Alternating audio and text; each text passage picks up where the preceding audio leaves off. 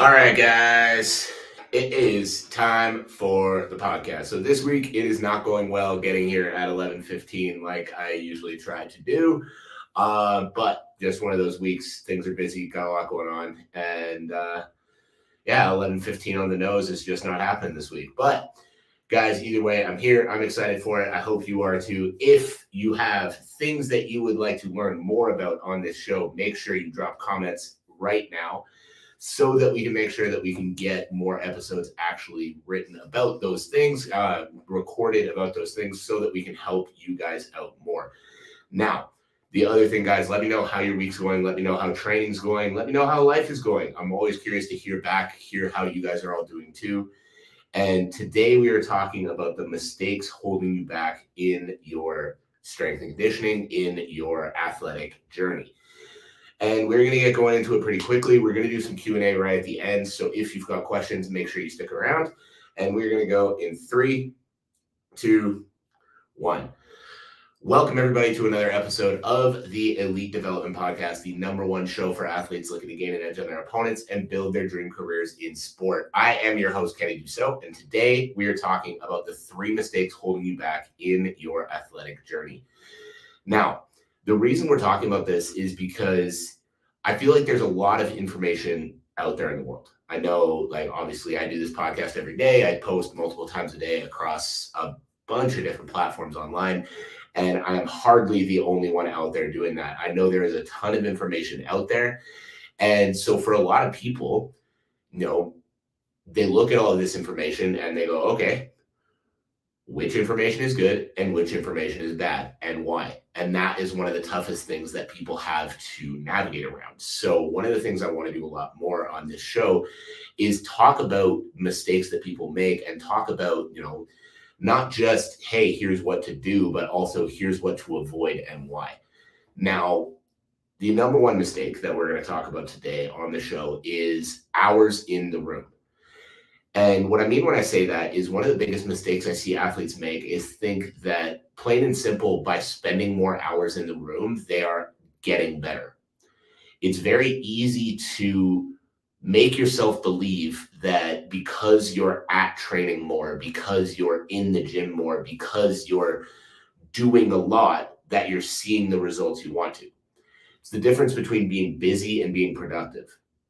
Like, one of the things I know, even in just business and life in general, that I get caught in quite often is I'll feel super busy all day long. I'll get home at the end of the day. I'll look back on my day and I'm looking back and I'm trying to come up with, hey, what did I actually do today? But I was just busy all day long. I was kind of doing shit, but nothing actually got done. And this is what a lot of people are doing in their training. They're spending 3, 4, 5, 6 hours a day in the gym. So in their mind, they're going, man, I'm training for 6 hours a day. I'm a fucking beast. I'm an animal. No one's going to ever beat me. But the problem is those 6 hours aren't actually doing anything positive that's helping you in your career. So I want to make sure that I preface this as well and say that this is not me saying you do not need to spend a lot of hours in the room. But one of the most common things I'll hear from athletes is no one's at the gym more than me, or I'm always there first and I always stay. I'm always there first and I'm always there last. And guys, being at the gym first and being at the gym last doesn't mean shit depending on what's being done in between when you get there and when you leave. If you're just there for longer and you're just doing random shit while you're there, that doesn't make what you're doing better than the guy who's there for an hour and a half getting good quality work in the whole time they're there. You know what I mean? So the number one mistake is hours in the room, thinking that the hours in the room actually mean anything. The goal is not to be the one who spends the most hours in the room. The goal is to get the results you're looking for, coming back and actually translating into competition. All right. Number 2, and this one is going to probably ruffle a couple of feathers, but it is what it is. That's what we're here to do. Number 2, one of the other huge mistakes I see athletes make that is massively holding them back in their athletic journey is skipping strength and conditioning work to do more of their sport. Guys, yes, practicing your sport, absolutely, positively crucial to be able to succeed in the sport. But what I run into quite often, and I'm sure there are people here right now that can relate to this, is I'll see athletes that have a great skill set, but have a very obvious physical gap. They've been training the sport for a long time, so the skill set's on point. They are very high level in the sport itself, but they have a gas tank problem. They can't go more than 2 hard rounds without starting to gas out. And what happens with those athletes? Generally, they either finish the fight early or they lose the fight in the 3rd round. And when they lose those fights in the later rounds, it's not because their skill set wasn't good enough. It's because they don't have the gas to execute that skill set for the whole duration of their fight. And this is something that a lot more athletes need to be thinking about. Don't get me wrong, practicing the skill set, massively important. Continuing to improve the skill set, massively important. But what you need to make sure you're not overlooking is the conditioning, the strength, the power, the speed to execute that skill set at the highest possible level. Like, the way I always look at it is, let's say athlete A and athlete B are fighting. Athlete A has a vastly superior skill set in every area. But athlete B still has a quality skill set, not the same level, still has a quality skill set, but is faster, is stronger, and can push the pace for longer. What is very likely going to happen in this scenario?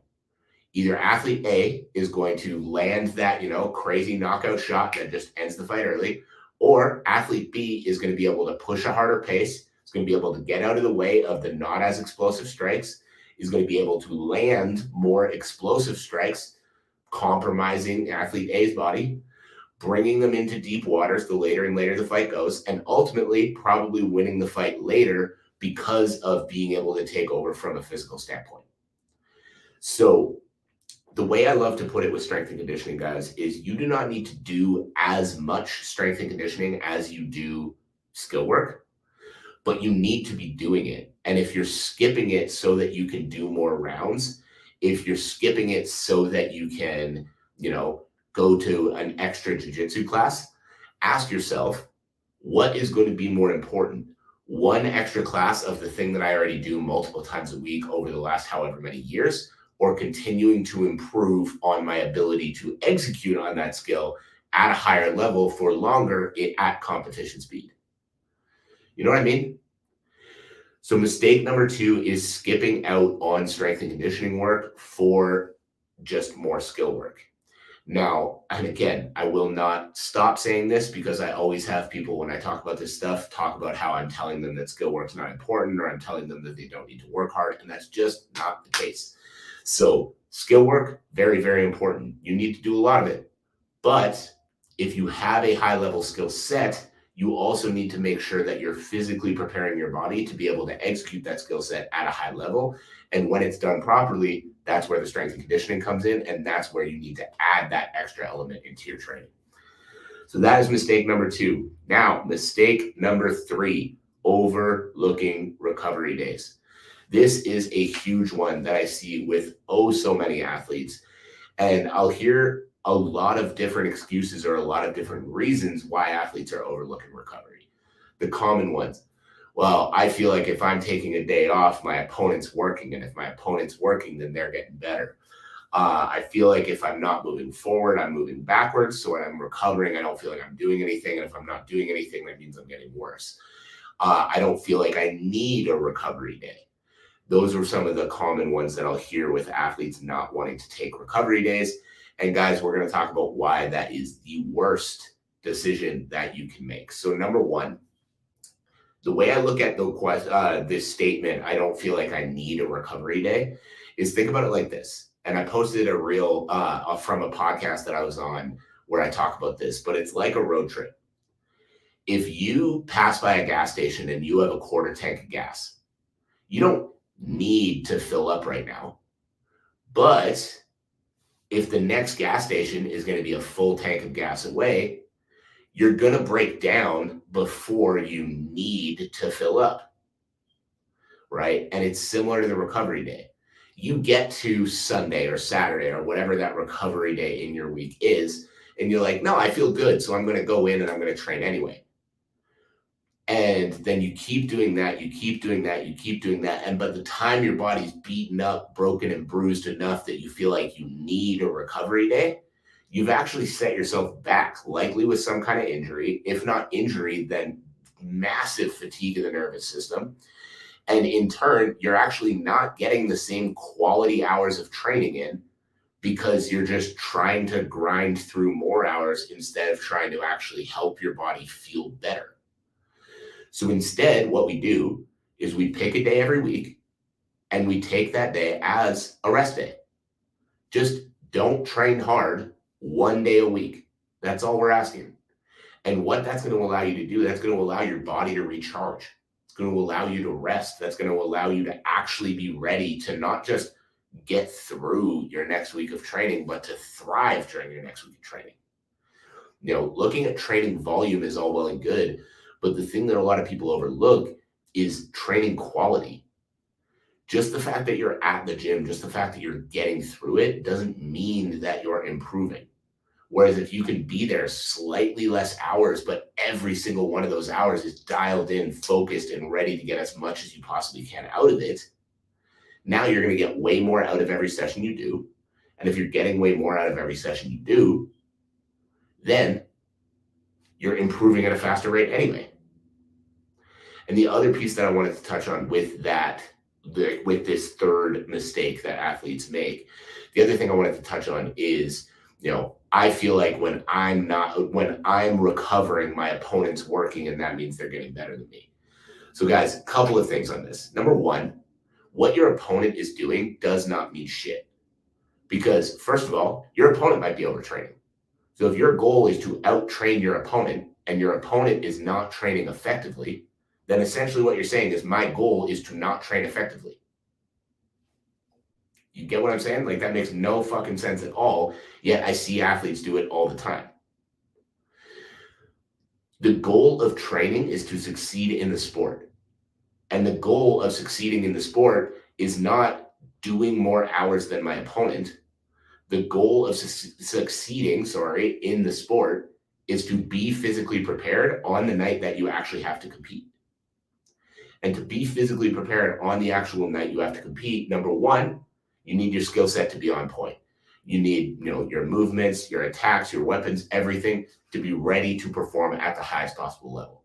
Number two, you need to have the conditioning to be able to go the whole duration of your fight.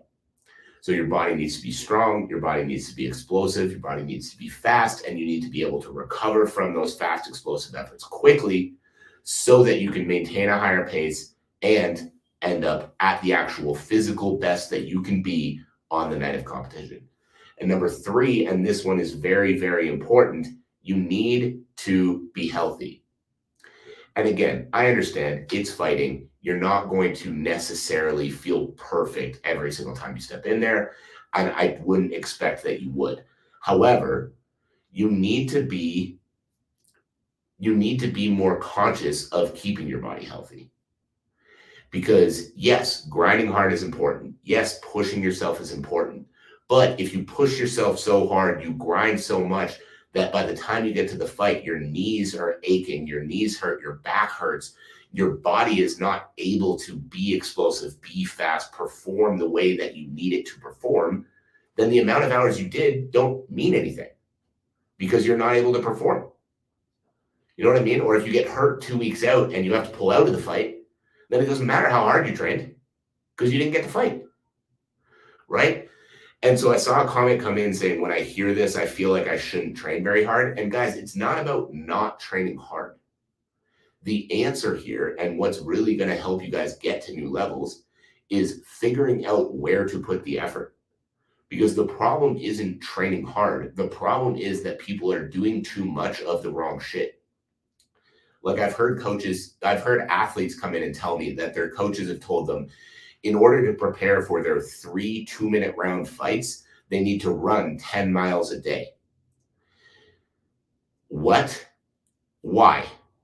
Like, give me a reason why running for, I don't know, an hour, how long would it take you to run 10 miles?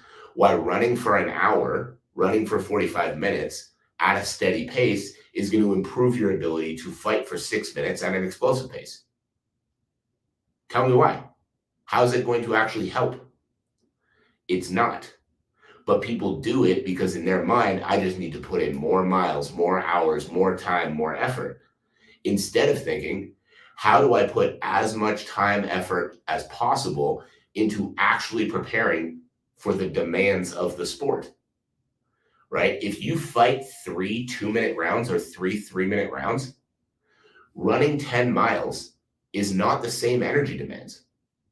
Does it mean that running 10 miles is bad? No, but why are you going to put all that effort into doing something that's not going to translate to the sport when you can take that same effort and put it into things that are going to prepare you for 3 2-minute rounds? You know what I mean? So it's not about not training hard. It's not about not putting in effort, but it's about learning where to put the effort to get the best return. Because you can put in all the effort in the world, but if you put that effort into the wrong things, you're not going to be prepared to fight. And if you're not prepared to fight, you don't win. Right? The one who wins the fight is not the one who puts in the most hours, it's the one who's the most prepared. The one who is able to keep the pace the highest, the one whose body is healthiest, so they're ready to actually compete, the one who's the strongest, the fastest, can hit the hardest. That's going to be the one who wins the fight, and obviously has the skill set on point, like we talked about. So the main point of number 3 here, not overlooking your rest day, is number 1, rest is part of your training, and number 2, guys, it's not about not working hard. It's about learning where to put the effort so that you get the best return.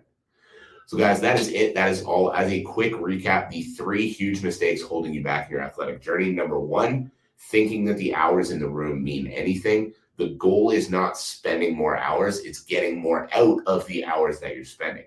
Number 2, skipping out on your strength and conditioning. People look at this as just like extra random training that they throw in. But when it's built properly, strength and conditioning is helping you get stronger, faster, more explosive, and better conditioned to match the energy demands of your sport. What that's going to do for you is that's going to put a stronger, faster, better conditioned athlete into the ring or the cage, meaning that you've got the ability to push a higher pace, you've got the ability to hit harder, and you've got the ability to go longer at that higher pace. So if you're doing that the right way and you're getting those results, this is a crucial part of your training you need to stop overlooking. Number 3 is not overlooking rest days. Make sure that you are giving yourself that 1 day a week to just let your body rest up, let your body feel better so that you can get more out of the work you're doing. So guys, that is it. That is all. As always, I appreciate you all for taking the time to tune in. I hope you have a fantastic rest of your day, and I will catch you on the next episode. All right, guys, we're going to do a couple of minutes of Q&A.